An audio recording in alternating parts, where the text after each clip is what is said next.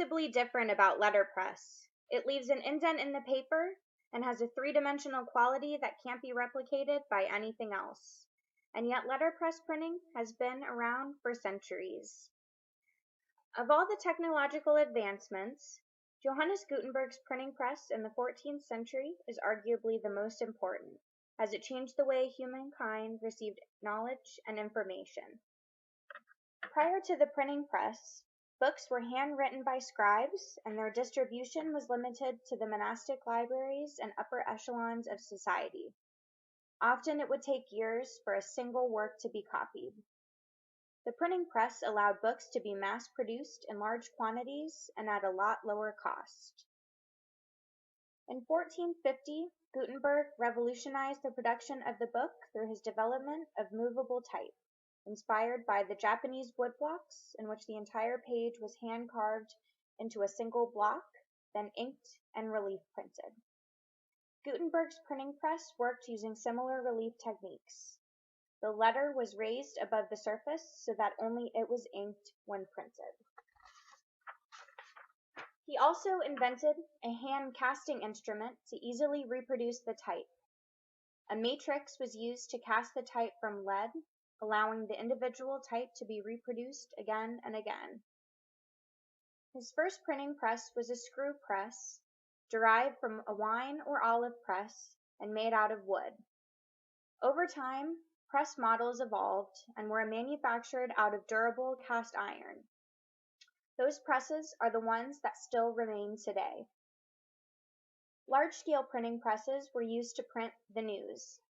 The first daily newspaper appeared in 1650, and letterpress printing remained the prominent form of printing newspapers and books until the 1950s.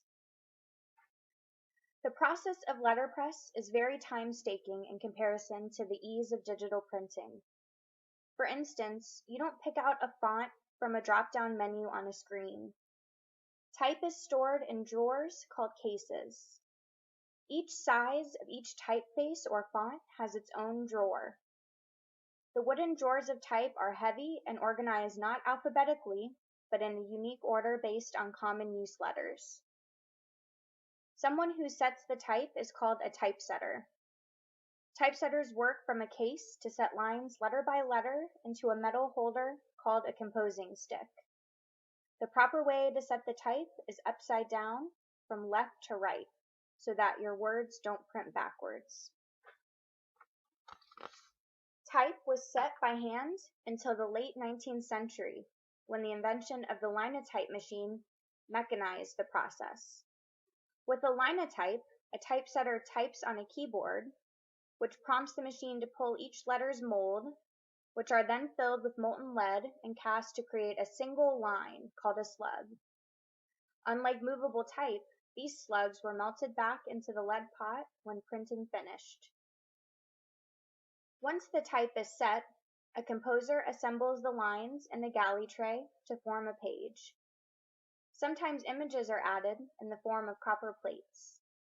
Today, artists use linoleum-cut wood blocks, woodcuts, or photopolymer plates to incorporate images.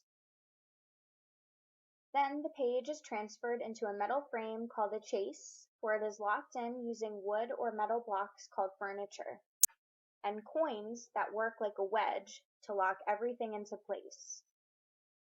Then, to make sure no lines are sticking up, a mallet and wooden block are used to level the form, and then relocked. Next, the ready man fits the plates into the press bed and prepares for printing. Newspapers had massive beds that fit 60-plus pages on a single bed to print at one time.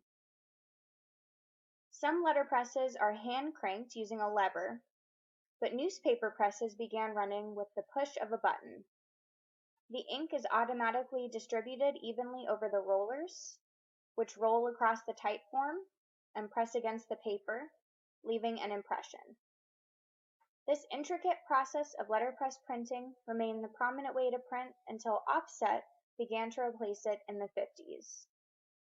But as new technologies developed rapidly, Many print shops, including newspapers, sent their letterpress machines and lead type to the scrap yards. However, letterpress wasn't completely dead. A revival of the craft began in the 1990s, spawned out of a desire for the unique handmade, hand-pressed imprint that can't be achieved with digital printing. Small, independent presses salvaged equipment and type, refurbishing them to working order.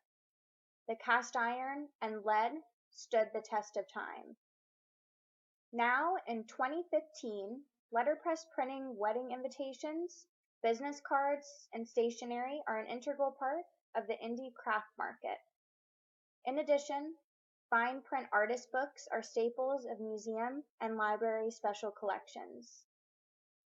There's even a letterpress app for iPad called Letterpress, where you can virtually do the centuries-old work of pressmen. An old quote describes printing as the art preservative of all arts. So next time you think something is archaic or obsolete, remember the centuries-old craft of letterpress printing, a truly remarkable form of art.